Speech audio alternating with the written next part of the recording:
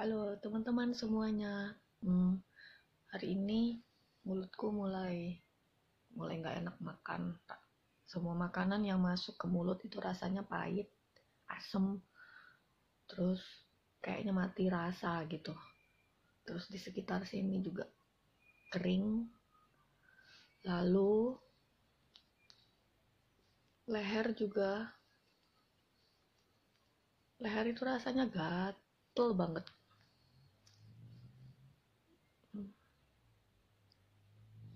Ini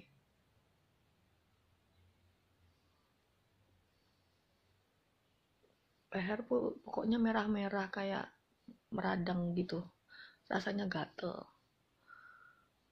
Ya, ini efek dari kimonya sih. Jadi hari ini aku mau cerita lagi untuk bagian keduanya yang kemarin ya.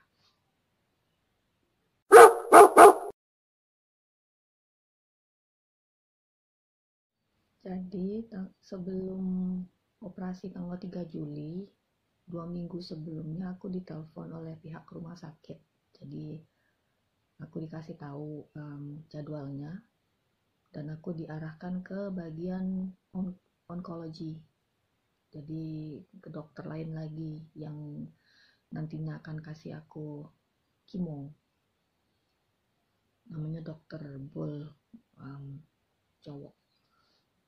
Terus jadi aku ke sana dengan suamiku, lalu aku minta suster Monica untuk nemenin juga, soalnya aku kan nggak ngerti bahasa-bahasa ilmiah kedokteran gitu, jadi aku minta dia mendampingi. Jadi kalau misalnya nanti aku lupa, aku juga bisa nanya lagi ke suster Monica. Soalnya waktu ke tempatnya dokter Cross aku juga minta tolong suster Monica untuk nemenin. Dan emang begitu aku ke sana dijelasin ini tuh aku tuh nggak masuk ke otak sama sekali. Yang di pikiranku tuh cuman harus operasi lewat operasi. Cuma itu aja.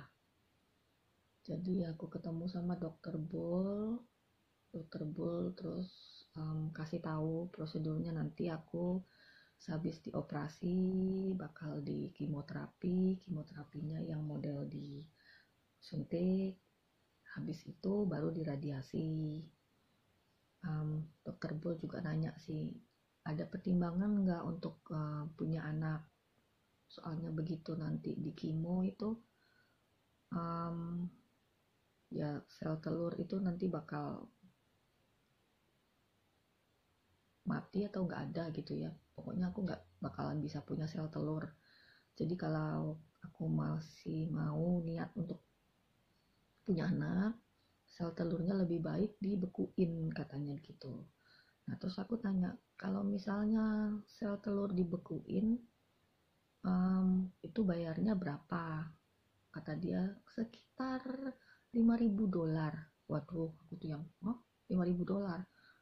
Ya terus kata dia, itu juga belum tentu sel telurnya yang dihasilkan juga bagus, misalnya dariku gitu ya, misalnya bagus dan nantinya bisa punya keturunan, itu juga belum tentu kata dia, mengingat umurku kan juga udah kepala 4. Nah, terus dia bilang ya terserah, tapi kalau misalnya kamu masih niat ya dianjurkan untuk dibekuin sel telurnya, masih ada waktu kok kata dia gitu untuk mikir, nanti sebelum sesudah operasi juga bisa kasih tahu katanya gitu. Terus aku pulang, aku ngomong-ngomong sama Matt, terus aku mikir udah deh, lebih baik nggak usah. Satu, uangnya banyak. Dua, umurku juga udah segini. Kalau memang Tuhan ngasih ya sehabis kimo dan radiasi, kalau misalnya Tuhan ngasih aku untuk bisa punya anak ya secara normal aja, nggak usah pakai dibekuin sel telurnya segala macem. Terus tanggal 3 Juli aku mulai dioperasi itu jam 7.30 pagi. Jadi jam 7.30 itu aku harus sampai di rumah sakit Lismore. Aku sampai sana jam 7.30 kurang, 7.15 deh.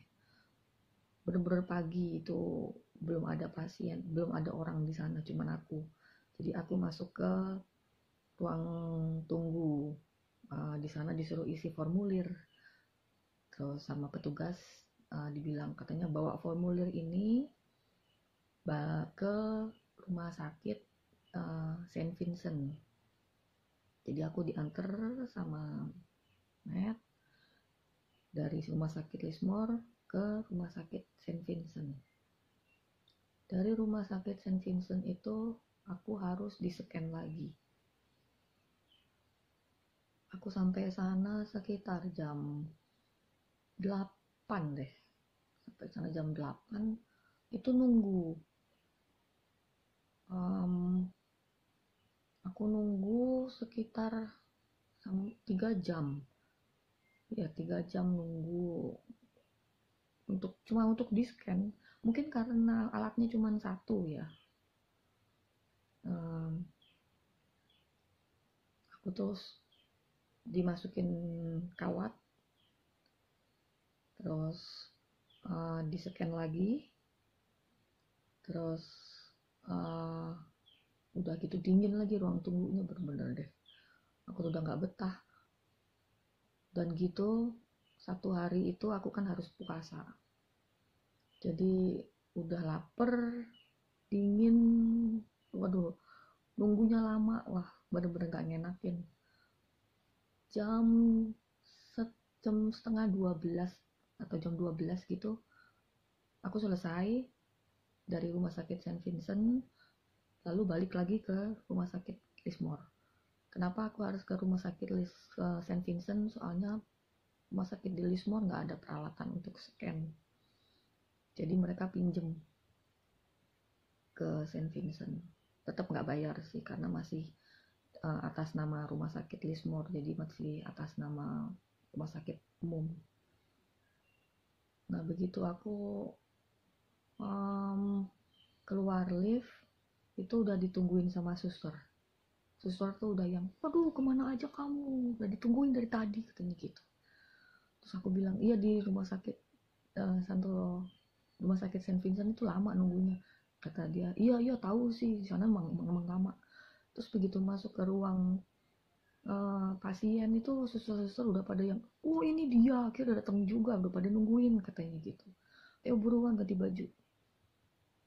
Terus aku disuruh ganti baju yang belakangnya kebuka gitu deh, tahu kan yang baju pasien. Terus habis itu aku disuruh tiduran di kasur gitu, terus langsung didorong ke dalam. Terus dokter-dokter juga udah yang, oh ini dia nih, akhirnya datang nih, lama ya di Saint Vincent, katanya gitu. Terus aku ketemu dokter ada 2, terus yang satu aku juga lupa gitu lah, saking banyaknya dokter. Terus salah satu dokter akhirnya mulai kasih jarum di sini, terus sambil ngobrol-ngobrol gitu, aku nanya, nantinya ada berapa dokter dan berapa suster? Kata dokternya, oh nanti ada banyak dokter dan ada banyak suster, karena untuk memastikan kamu selamat dari operasi ini, katanya gitu. Jadi akan ada banyak dokter dari ini gitulah.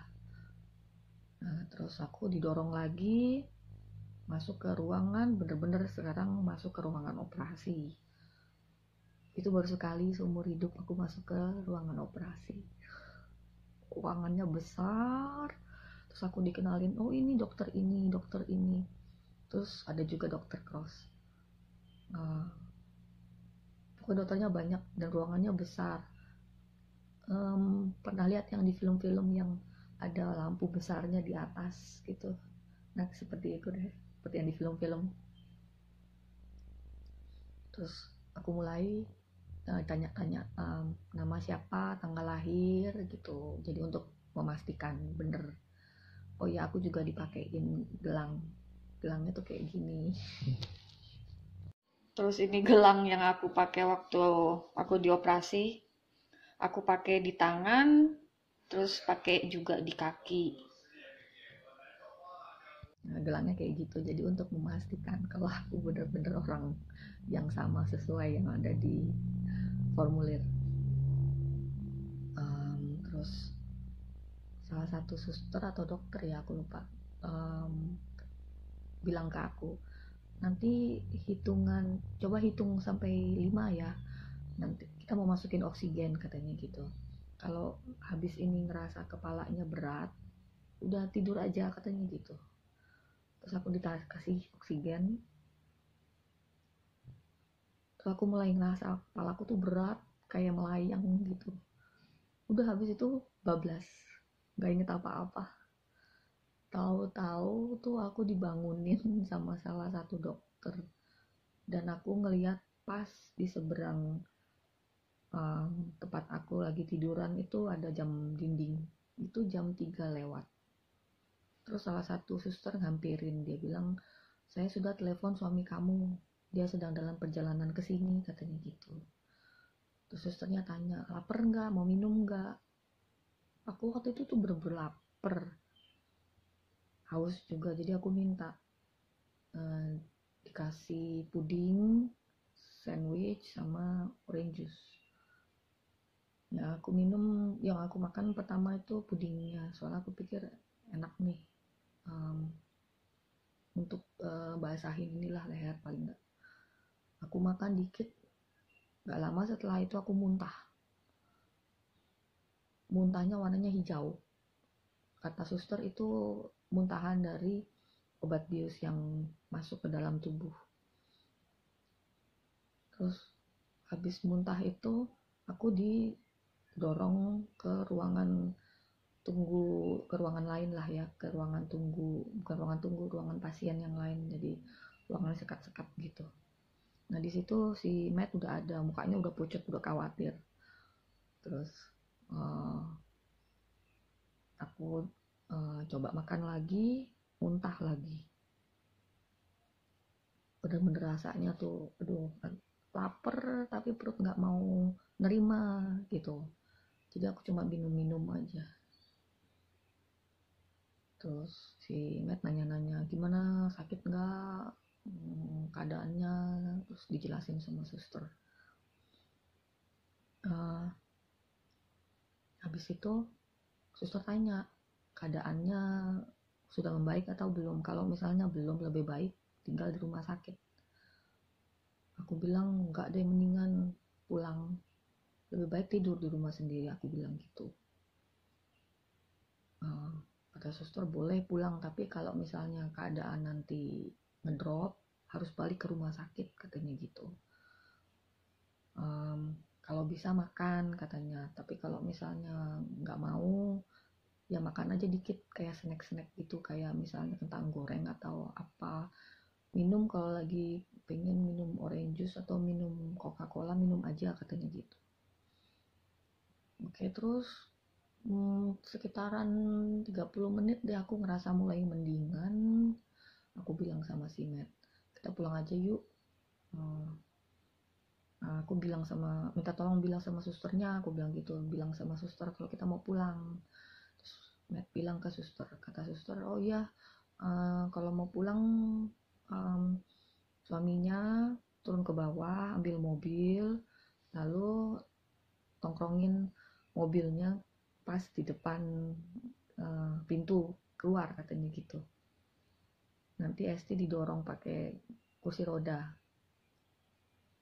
Terus Matt turun, aku ganti baju, terus aku juga dikasih obat, namanya Andon, satu Panadol.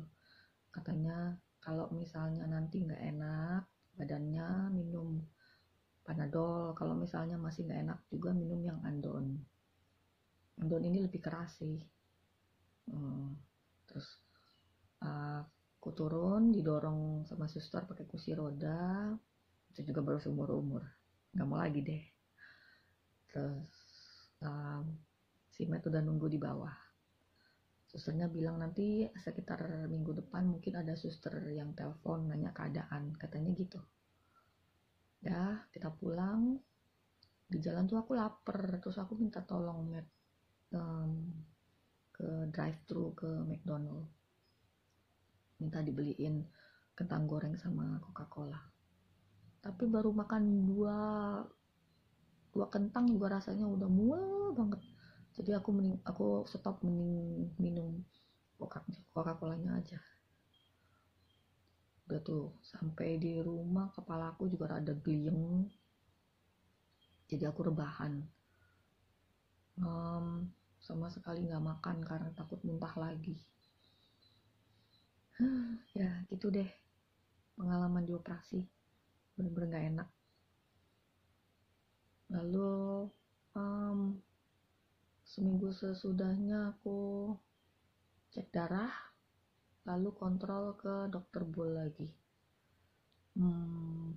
Habis itu dari dokter Bull baru kemoterapi. Ya gitu, pengalaman yang tidak enak tapi harus tetap dijalani. Ya jadi sekian video kali ini. Bagi yang penasaran, suka nanya-nanya gimana awal taunya kena kanker, gimana waktu dioperasi, ya sekarang udah tahu kan. Ya sekarang aku dalam masa kemoterapi, harus melalui ini dulu. Ya untuk teman-teman yang sudah menonton, terima kasih banyak ya. Tolong di like, di share, di subscribe agar tahu perkembanganku kayak bagaimana. Sebisa mungkin ya aku kasih video setiap hari. Ya, terima kasih semuanya. Ya.